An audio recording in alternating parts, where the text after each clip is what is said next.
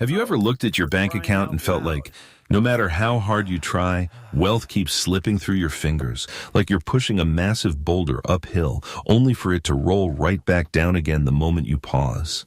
You're not imagining it.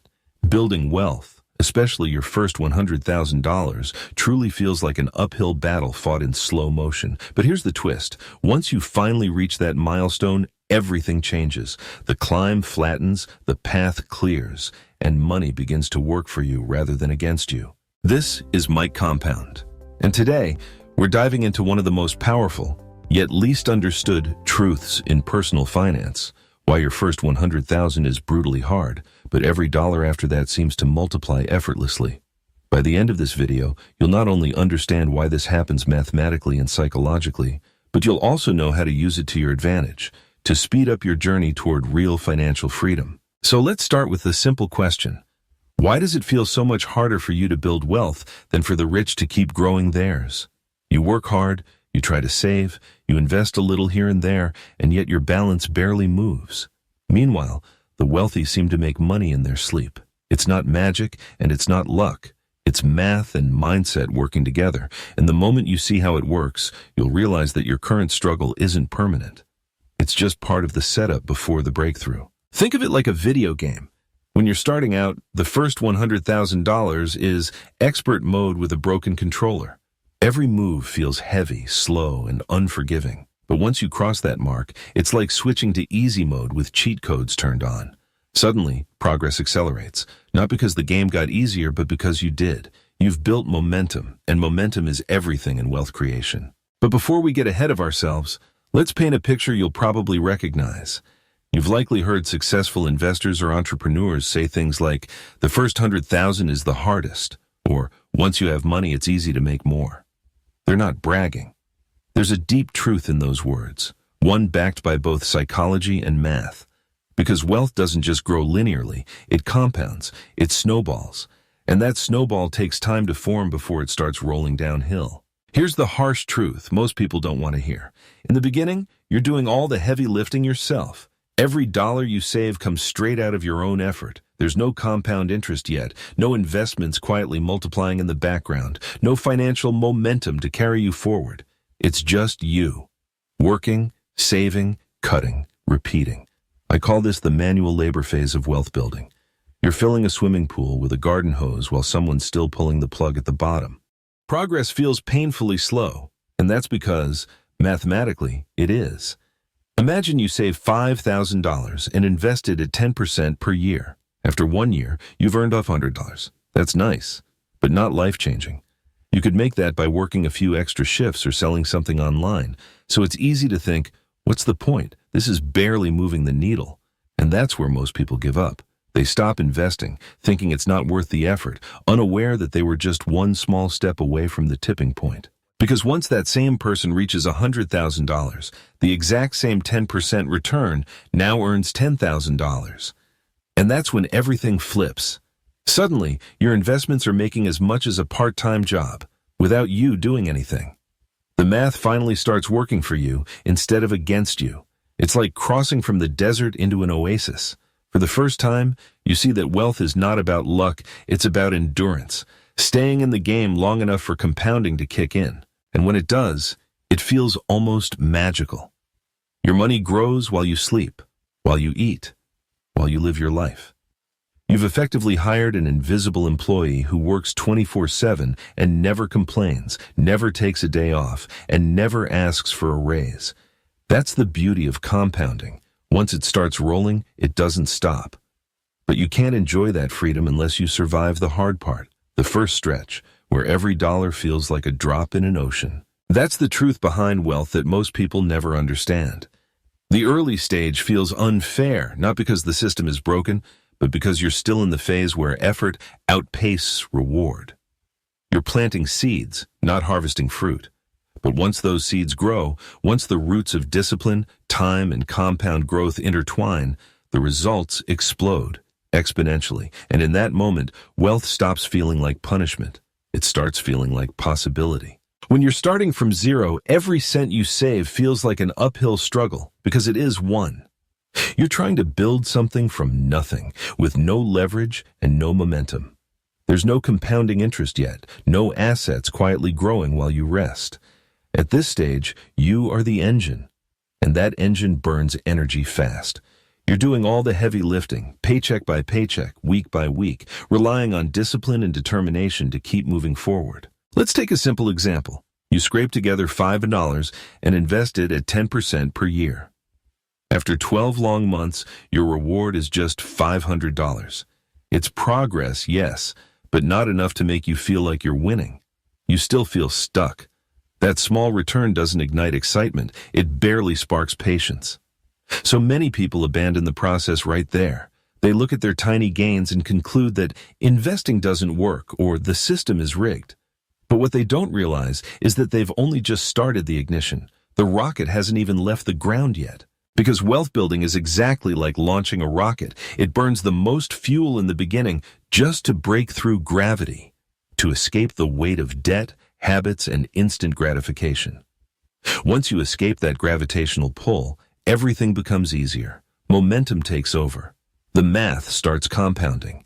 But if you quit before takeoff, you'll never feel that shift. Let's imagine the same person, years later, now sitting on 100 bond. The same 10% return no longer gives $500. It gives $10,000. That's more than many people make in a month of hard work, and it happens automatically. This is where wealth becomes self-sustaining, where money begins to work harder than you ever could. Suddenly, your investments are the ones clocking in at 9 a.m. and working overtime while you sleep. This is the turning point that separates those who stay broke from those who break through. It's not luck. And it's not about being a genius investor. It's about surviving long enough to let math and time become your allies. The tragedy is that most people never reach this stage.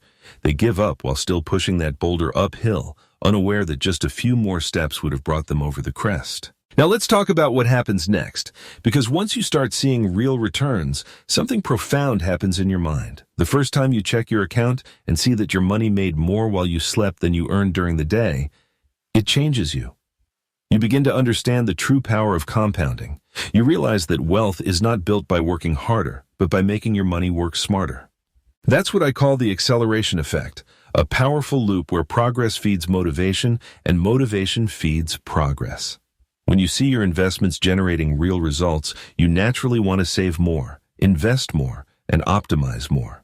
Each decision compounds not only financially, but psychologically. You start identifying as an investor, not just an earner. You stop chasing short-term rewards and start playing the long game. This shift creates a positive feedback loop that accelerates everything. The more money you have working for you, the faster your net worth grows. The faster your net worth grows, the more excited you become to keep going. It's like pushing a snowball down a hill. At first, it's small, fragile, and frustrating to roll. But the longer you keep it moving, the larger and faster it becomes until it's unstoppable. But before you can reach that momentum, you have to overcome the most brutal stage, the part where results are invisible and progress feels meaningless. This is where 90% of people quit. They quit because their brains are wired to crave immediate gratification. They want to see quick wins, instant feedback, visible results. But wealth doesn't grow on the same timeline as desire. It grows quietly, slowly, and invisibly, until it suddenly doesn't. And this is why so many give up right before their breakthrough. They mistake the silence of progress for failure. They stop saving just when compounding was about to take off. They pull their investments out right before the curve was about to bend upward. It's like digging for gold and quitting an inch before striking the vein. You see, the first phase of wealth isn't about reward. It's about resistance. It's about training your habits, rewiring your instincts, and learning to think in decades instead of days. It's not glamorous. It's not exciting. But it's the foundation of everything that follows. Because once you push through this phase, once you reach that first $100,000, the entire game changes. From that moment on, time becomes your ally, not your enemy. The weight of the boulder starts working with you, rolling downhill instead of up. Every dollar starts earning for you, multiplying itself without your constant input. And that's when wealth stops feeling like punishment and starts feeling like freedom. If this principle is so simple, then why isn't everyone wealthy? Why do so many smart, capable people spend their entire lives struggling financially? The answer lies not in math, but in psychology. Because the real enemy of wealth isn't the stock market, inflation, or even low income. It's the human brain, specifically the way it's wired for instant gratification in a world that constantly feeds it. We live in an era of immediacy. Food arrives at your doorstep in minutes. Entertainment plays at the click of a button. Validation comes instantly through likes, comments, and notifications. In this environment, the idea of sacrificing today's pleasure for tomorrow's freedom feels almost absurd. Why drive a 10-year-old car when you can finance something new? Why cook at home when your favorite restaurant can deliver in 20 minutes? Why live in a modest apartment when you can rent something more luxurious and just make it work? These small choices don't feel dangerous in isolation, but together they form a trap, the lifestyle trap. Every time you trade long-term gain for short-term satisfaction, you're reinforcing a habit that keeps you from ever building real wealth. It's like trying to fill a bucket with water while drilling holes in the bottom. You might work harder, pour faster, but it'll never stay full. Here's the painful reality. Most people don't realize they're trapped until it's too late. They wake up at 40 or 50, realizing they've been working for decades but have almost nothing to show for it.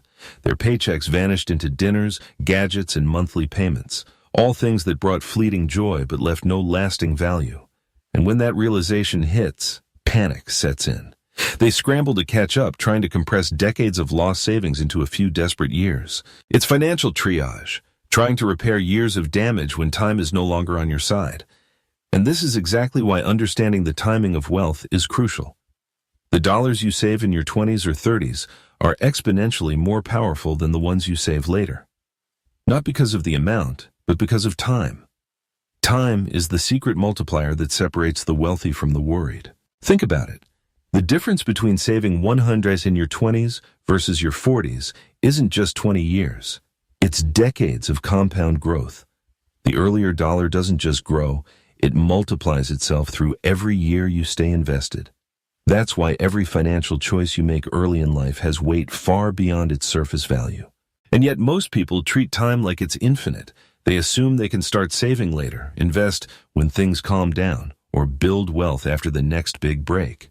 But that break rarely comes. Life only gets busier, expenses only grow, and excuses only multiply. Now here's the uncomfortable truth. The biggest barrier to wealth isn't lack of opportunity, it's lack of patience. Most people can't wait long enough to let compounding do its work.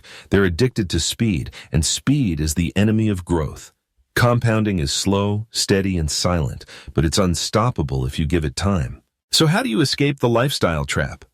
It starts with radical awareness. You can't fix what you don't measure.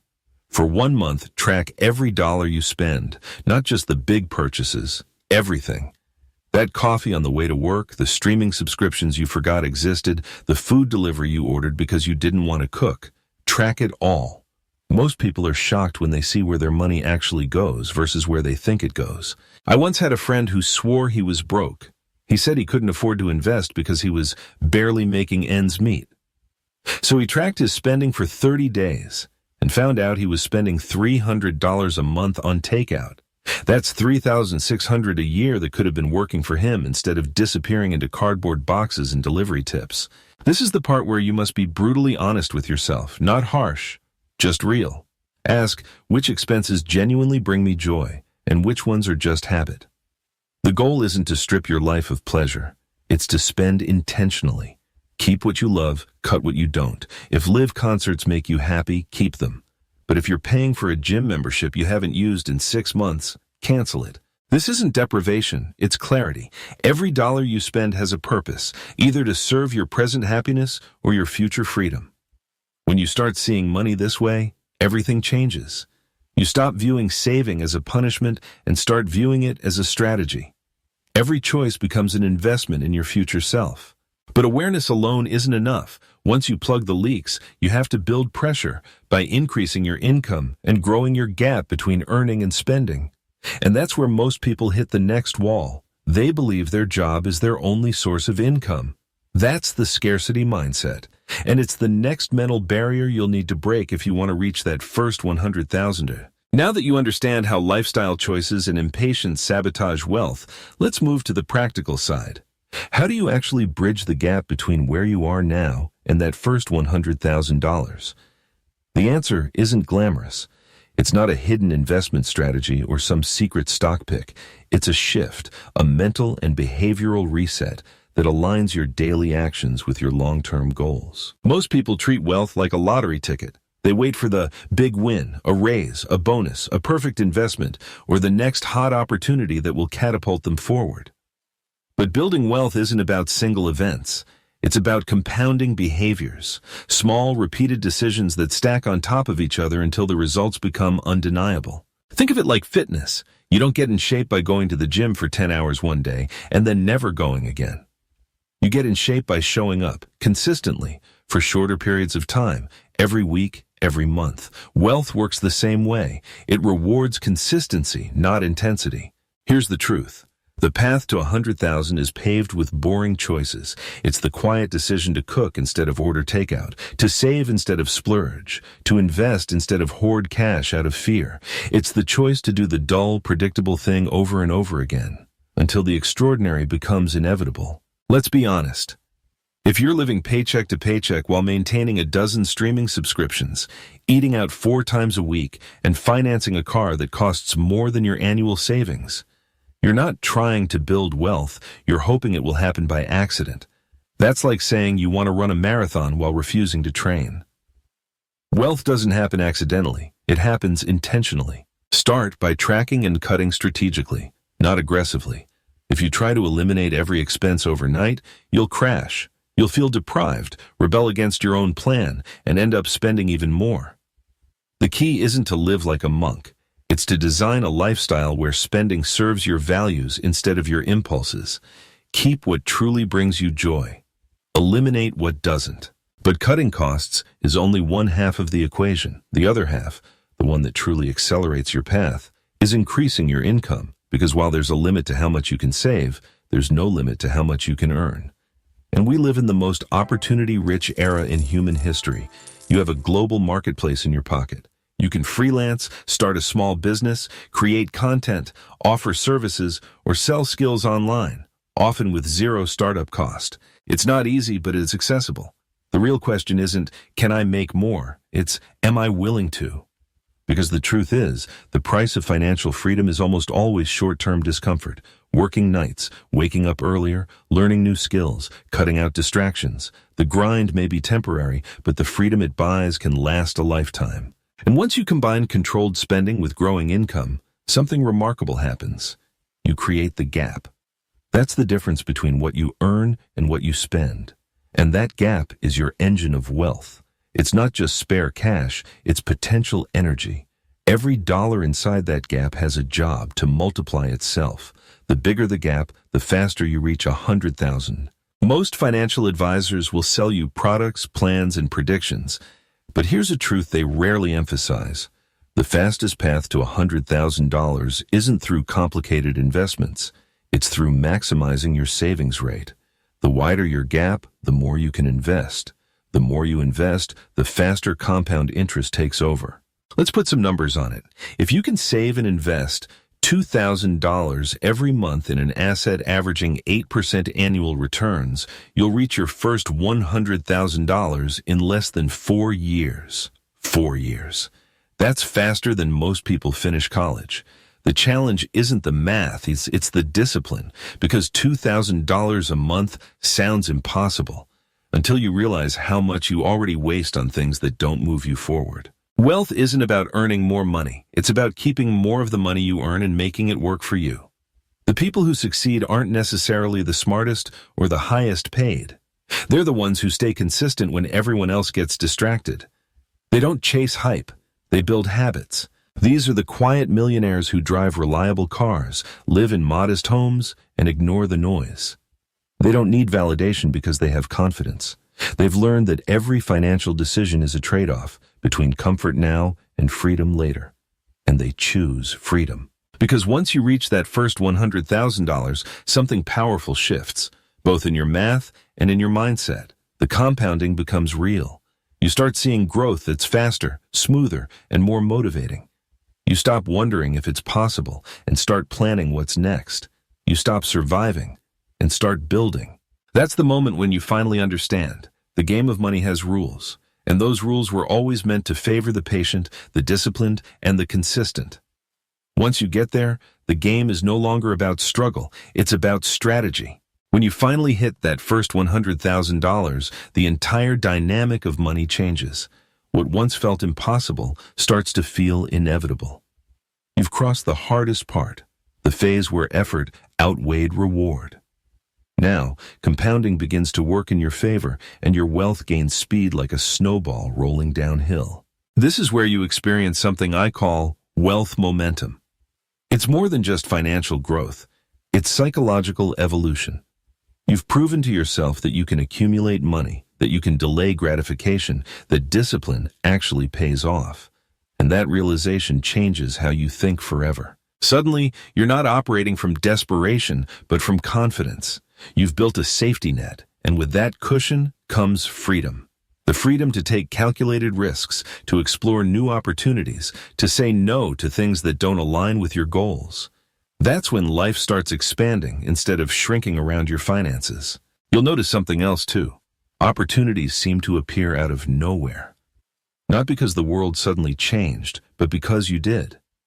When you have capital, you can participate in opportunities that others can only dream about. Imagine this. Your friend finds a duplex listed far below market value but needs to close within 2 weeks. Most people would have to pass. They simply don't have the liquidity. But you've got options. You've got cash ready to work. That's the difference between being stuck in survival mode and being ready to seize the moment. Or maybe your company offers stock options that could pay off big in 5 years, but only if you can afford to lock some money away. The broke version of you couldn't risk it, but the version of you with $100,000 in the bank, that version can play the long game and win it. That's what the wealthy mean when they talk about opportunity cost. For most people, opportunity cost means deciding between groceries and rent. For the wealthy, it means deciding between an 8% guaranteed return or a potential 20% from a promising startup. It's not magic, it's math and preparation meeting at the right time. And here's the fascinating thing. Your relationship with risk evolves. When your portfolio fluctuates by a few $100s, it used to feel devastating. Now it moves by thousands, and you barely blink. You've developed what investors call emotional tolerance, the ability to see market dips not as disasters, but as discounts. This is when you finally understand that wealth isn't about the money itself. It's about the mindset that money forces you to build. You think longer term. You stop reacting emotionally. You stop chasing status and start chasing security, freedom, and purpose. But there's one more challenge no one warns you about: social pressure. As you grow more disciplined, you'll start to notice how uncomfortable it makes others. Your friends might tease you for being too serious about money. Family might say things like, "You can't take it with you," or "Money isn't everything." But here's the irony. Those phrases usually come from people who have never experienced financial peace. It's easy to say money isn't everything when you've never had enough to feel its true value. Because while money might not buy happiness, the lack of it can destroy almost everything that does: peace of mind, relationships, health, freedom. So you'll need thick skin, because your consistency will quietly expose others' lack of it.